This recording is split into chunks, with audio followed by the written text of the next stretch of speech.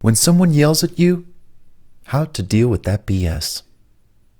Hey, this is Bart Smith, author of BS the Book, bringing to you another great excerpt out of the personal BS section of BS the Book, part 4.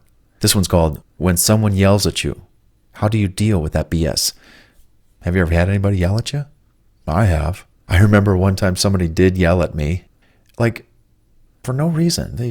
They were having a day or something, and they just yelled at me, and I'm like just sitting there. And I actually implemented what I'm going to talk about right now. Check this out.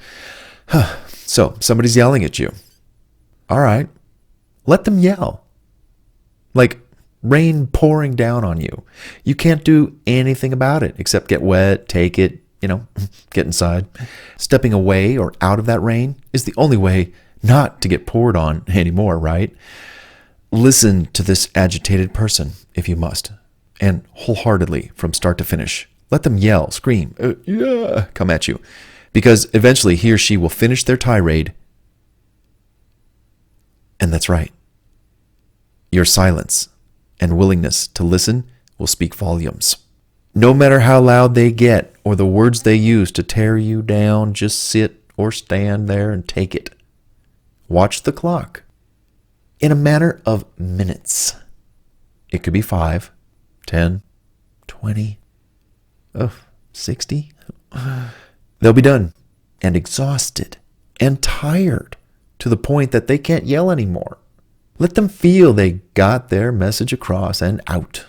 Create such an environment that they feel they have the floor and the microphone, and this is their turn to just speak whatever's on their mind.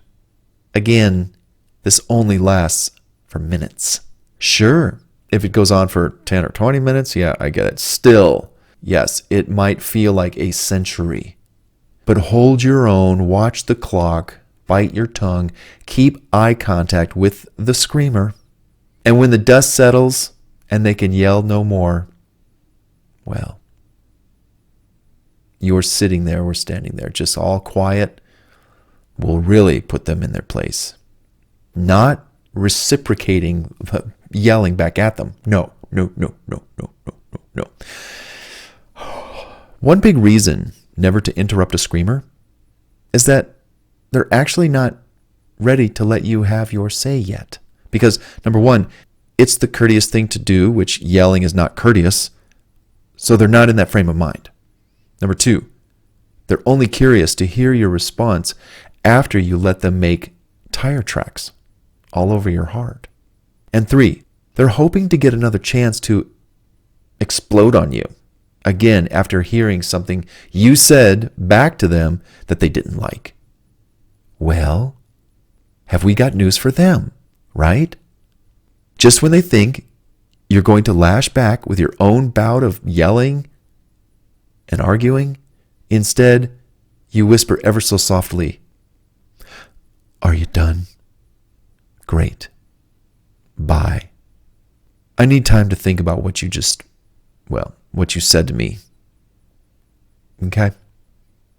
And you walk right out of that room, or wherever you're at, if you can.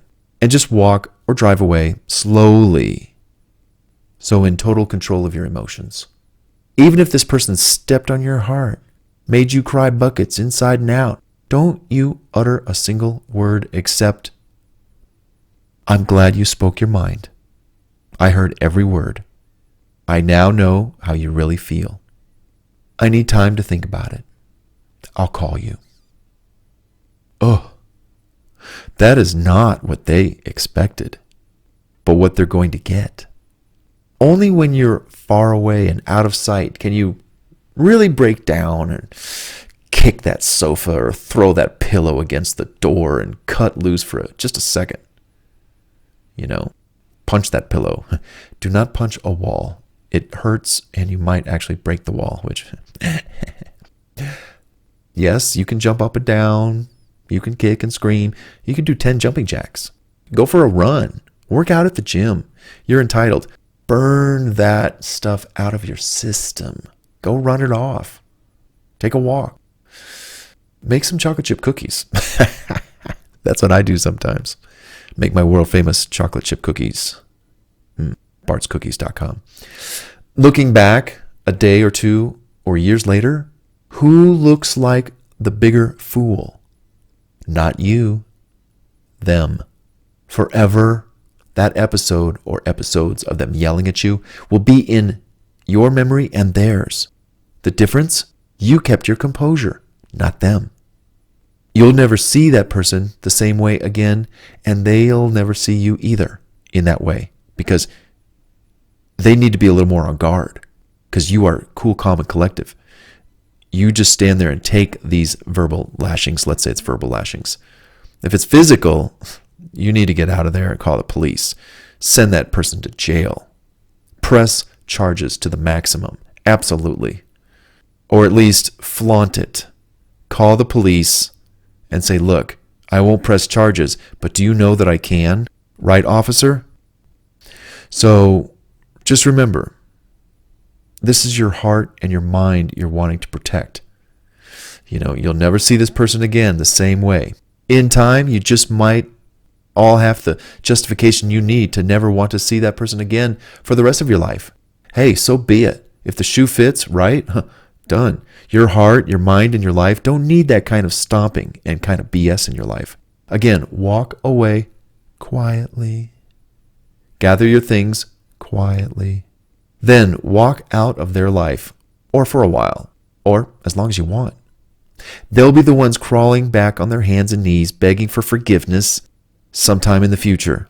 I've seen it happen every time. Well, that is if they come back. They may actually be afraid to come back because they were really put in their place with your silence and your quiet spoken word. It'll be up to you to grant it or to wish them well with their life. But they're just not the kind of person you'd like to be friends with anymore. Or this goes for family too, as we've discussed earlier in some of the previous audio recordings of BS the Book. Friends don't treat friends like that, and family should not treat you like a doormat. Just because they are family and tied to you by blood doesn't give them a license to step all over you and treat you like crap. No. Nope, and bye. See ya. Again, your life is on the move. You're having fun. You're living life like a party. And these people are downing your party, causing you to not be happy. In fact, there's somebody in my family I'm thinking about right now. My whole life, I put smiles on people's faces. This other person, they just seem to put frowns on people's faces. In other words, it's constant nagging or putting people down, or, I never liked this person, or I never liked them. Well, how about nobody ever likes you? Maybe you got some issues that you got to go deal with. Otherwise, you are a party pooper. Get gone. Bye. See ya. Anyhow, tell me what you think about this BS tip. When somebody yells at you, how to deal with that BS. I deal with it by just being quiet, silent, and if things are kind of taken care of in the sense that, okay, I don't really need to be here anymore, I'll just say, hey, I heard what you said. I need some time to think about it. I'm not going to say anything right now. May I leave? What are they going to do? No, you got to stay here, whatever. Anyhow, tell me what you think in the comment section below. If you're not a subscriber yet to this amazing channel, then do so and become part of my world. Hit the like button, show me your love, and hit the notification bell if you want to be notified when I upload new videos, which can be all kinds: personal development, business, relationship related, health related, tech. There's BS all around us. And if we don't overcome it in all these categories, we are going to suffer. So anyhow, hey, I look forward to reading your comments.